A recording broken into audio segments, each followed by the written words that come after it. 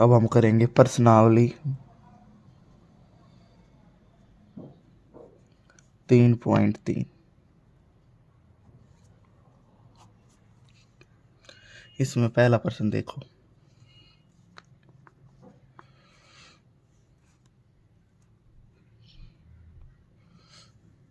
निम्न रैखिक युग्म समीकरण युग्म को प्रतिस्थापन विधि से हल कीजिए। तो देखो x प्लस वाई बराबर है 14, x माइनस वाई बराबर है 4। तो प्रतिस्थापन विधि देखो, पहले x प्लस वाई बराबर 14, यहाँ से x या y एक की वैल्यू निकाल लो, किसी की भी।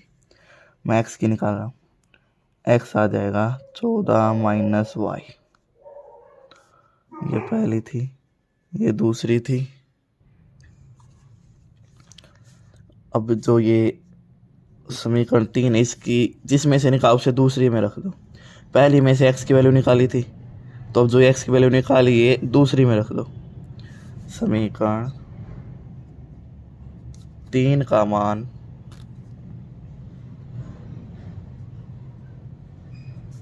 समीकरण 2 में रखने पर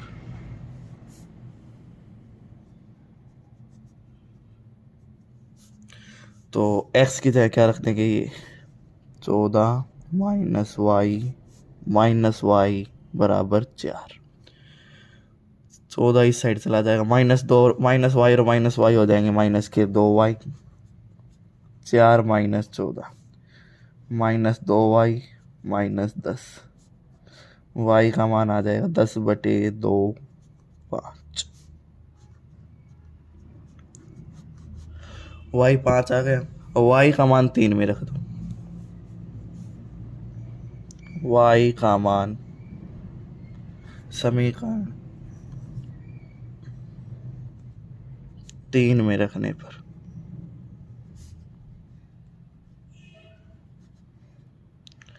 तीन में देखो x बराबर है 14 माइनस वाई, वाई कितना है 5, तो x का मान आ जाएगा 9। ये आ गया x और ये आ गया y। ठीक है, इसी का दूसरा प्रश्न देखो, दूसरे में है s माइनस टी बराबर 3, s/3 प्लस t/2 बराबर 6।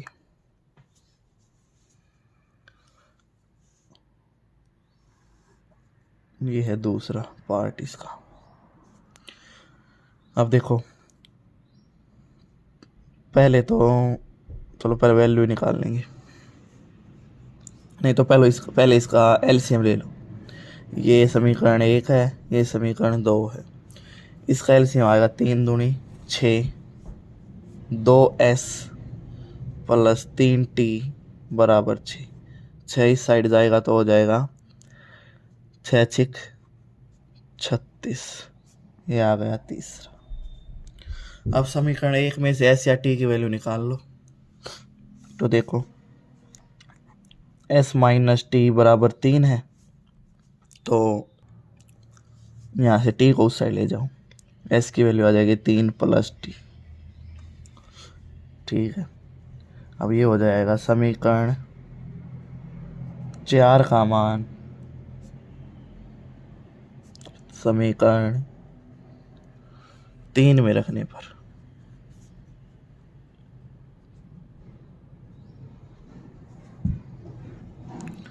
तो समीकरण 4 का 3 में रखेंगे। देखो 3 कहाँ, ये रहा, s की जगह रखना है हमें ये, तो 2s की जगह 3 प्लस टी प्लस 3t बराबर 36। 2 के अंदर पूरी गुणा होगी, 2 3 6, 2t प्लस 3t बराबर 36। 6 को इस साइड ले जाओ, यहाँ जोड़ो उस साइड जाके कट जाएगा, 2 और 3 5t, यहाँ बचे 30, टी की वैल्यू आ गई 30/5 6। टी आ गया हमारा 6, टी की वैल्यू 6 है, टी की वैल्यू अब समीकरण 4 में रख दो।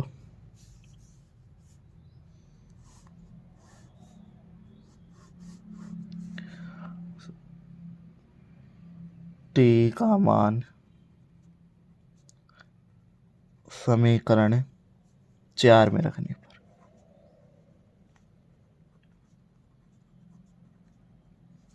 तो 4 में रखेंगे। देखो s बराबर है 3 प्लस टी, तो टी का मान है 6, तो s की वैल्यू आ गई 6 3 9। तो ये हमारा s आ गया और ये हमारा t आ गया।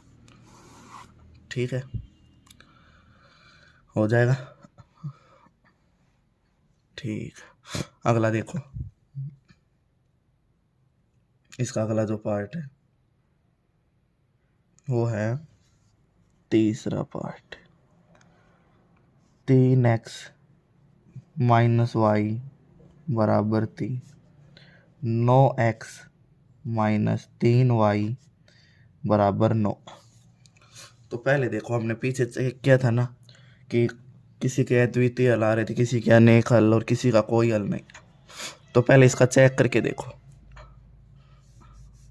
तो ये हो गया 3/9 माइनस 1/-3 3/9, माइनस से माइनस, 3 एकम 3 3 3 3 एकम 3 3 3। तो ये तो आ गया 1/3 बराबर 1/3 बराबर 1/3। जब तीनों बराबर आ जाए तो उसके तो होते हैं अनेक हल। तो जिसके अद्वितीय हल उसी का हम x और y की वैल्यू निकाल सकते हैं। अद्वितीय अनेक हल या फिर कोई हल नहीं होगा तो उसकी हम वैल्यू नहीं निकाल सकते, तो इसका लिख देंगे अनेक हल है। बस इतना ही था ये। फोर्थ देखो,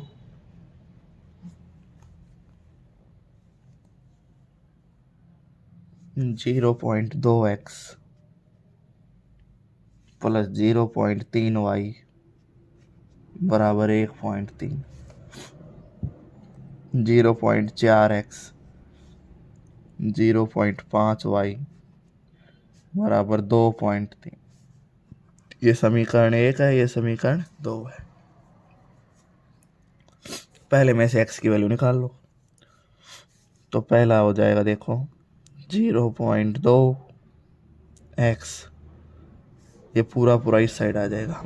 1.3 माइनस 0.3y, हमें तो x चाहिए, तो ये 0.2 इसके बटे में 1.3 माइनस 0.3y बटे 0.2। ये आ गया समीकरण नंबर 3। अब समीकरण 3 का मान 2 में रखने पर, समीकरण 3 का मान समीकरण 2 में रखने पर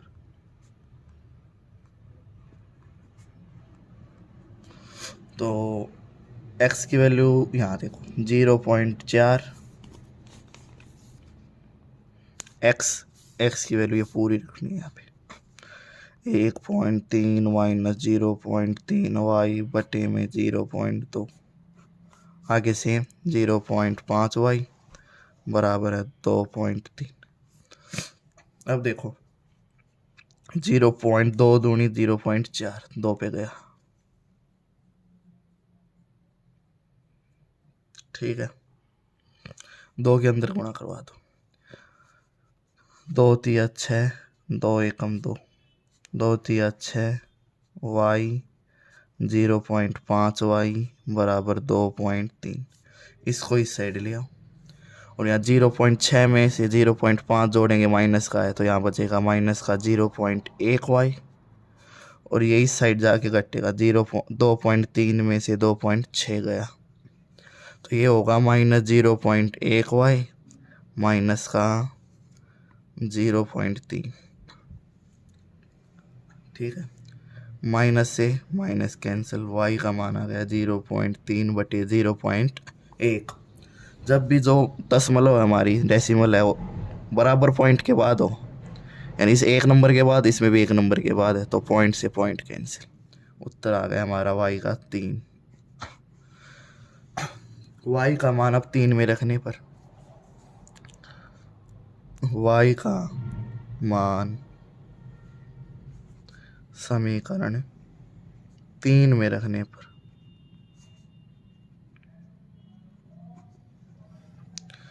ये रहा 3, तो ये आ गया x बराबर है 1.3 माइनस 0.3 और y का भी 3 बटे 0.2। तो इसकी गुणा करो 1.3, 3 3 9 बटे 0.2, 13 में से 9 गए 4.0 बटे 0.2, पॉइंट से पॉइंट कैंसिल, 2 दूनी 4, तो x का मान आ गया 2। तो ये हमारा x का मान है, ये हमारा y का मान। ठीक है, ये प्रतिस्थापन विधि कर रहे हैं, इसको आप विलोपन विधि से भी कर सकते हो जो आगे आएगी। ठीक है, अगला देखो,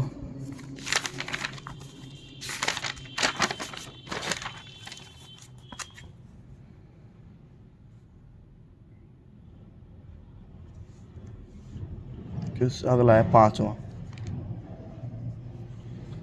इसमें है √2x √3y बराबर 0, √3x माइनस √8y बराबर 0। ठीक है, ये समीकरण 1 है, ये समीकरण 2 है। पहले एक में से x की वैल्यू या y की निकाल लो। तो देखो √2x बराबर आ जाएगा माइनस के √3y, ये 3y साइड आ गया। x का मान है वो आ जाएगा माइनस के √3y बटे √2, समीकरण नंबर 3। अब समीकरण 3 का मान समीकरण 2 में रखने पर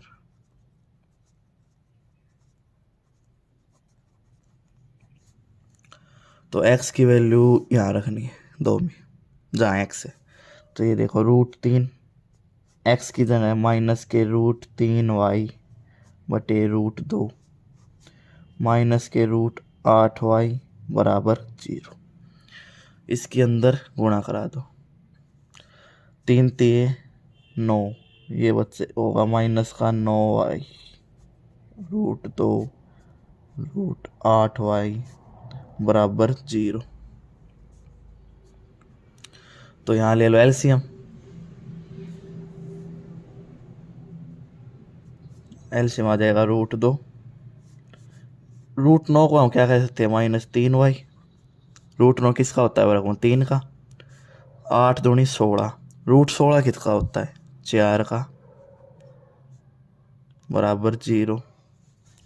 ये इस साइड जाके 0, -3 और -4 हो जाएंगे माइनस के 7y बराबर 0। ये इस साइड जाके 0 के साथ y का मान आ गया 0 बटे -7 यानी 0। ठीक है, अब y का मान समीकरण 3 में रख दो।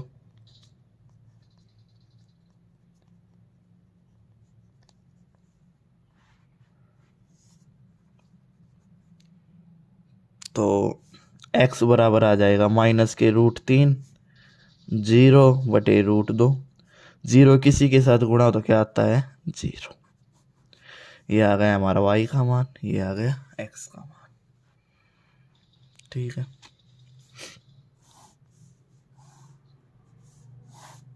अगला प्रश्न नंबर 6।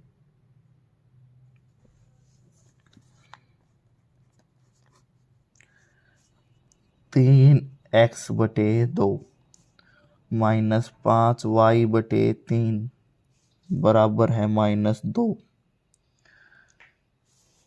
ये तो समीकरण 1 है।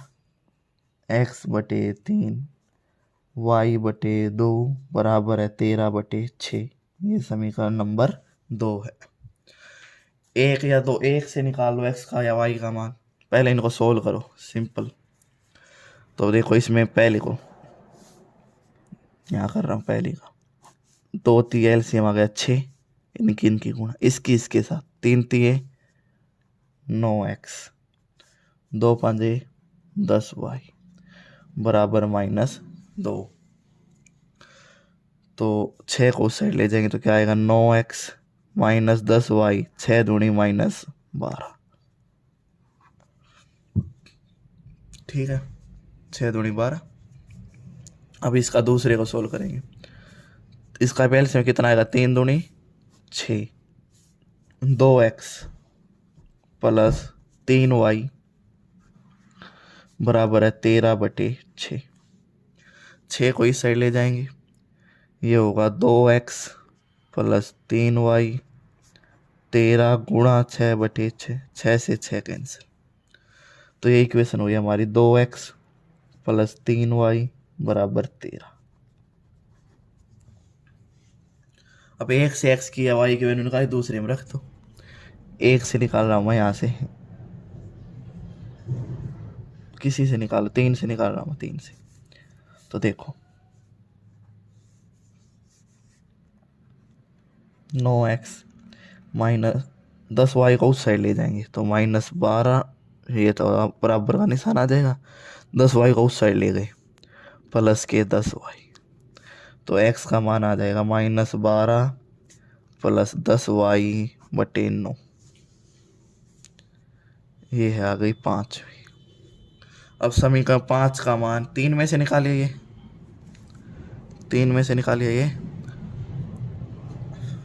तो 4 में रख दो। समीकरण 5 का मान समीकरण 4 में रखने पर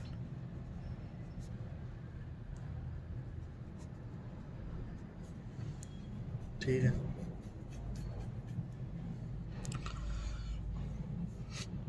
तो रख दो, 2x की जगह ये -12 प्लस 10y/9 प्लस 3y बराबर 13।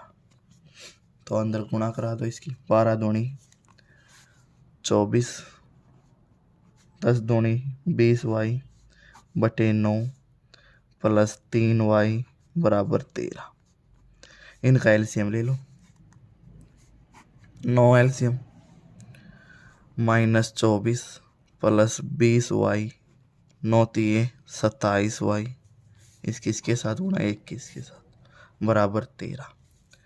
ये देखो कितना, 9 को उस साइड ले जाओ, -24 प्लस 20 और 27 47y, और 9 को उस साइड ले जाए 13, 9 को उस साइड 13 में 117, 24 को भी इस साइड ले आओ, 47y 117, 24 इस साइड आगे जुड़ जाएगा, 47y में ये आ जाएगा 7 और 4 11, 2 और 3 4 और 1, y का मान आ गया 141/47, 47 थी 141।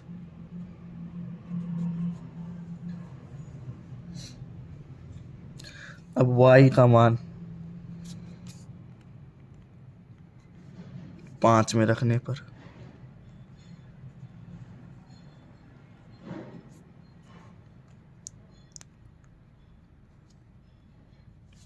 तो x बराबर आ जाएगा -12 प्लस 10, y की जगह 3/9, ये हो गया -12, 10 3 30/9,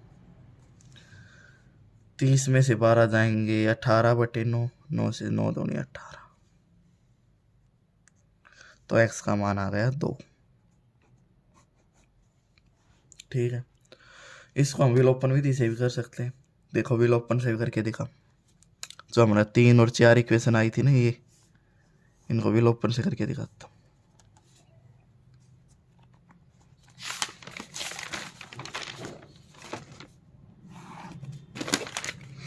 क्या आई थी, तो 9x -10y बराबर -12, और दूसरा है 2x प्लस 3y बराबर है 13।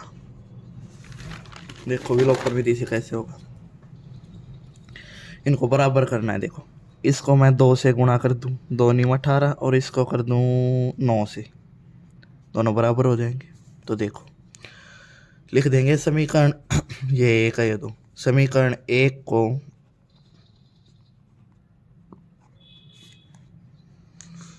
2 से व समीकरण 2 को 9 से गुणा करने पर।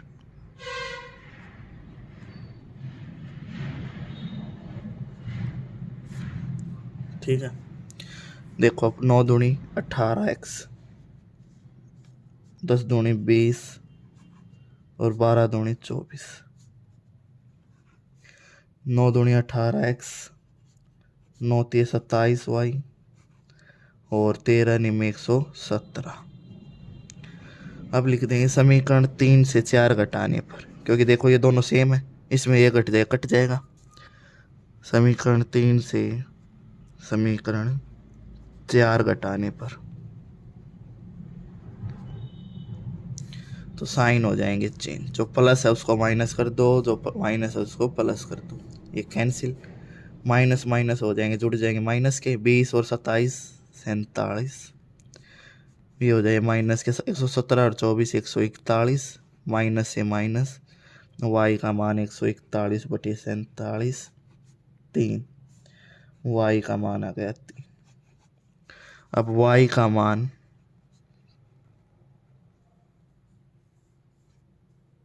दो में रख दो, किसी में रख दो, उसी में उत्तर आ जाएगा, 2 में ही रखने पर।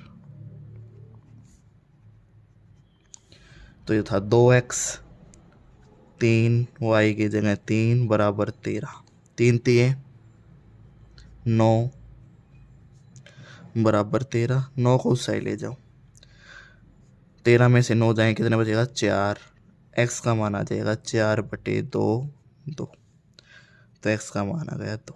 देखो उत्तर वही आए।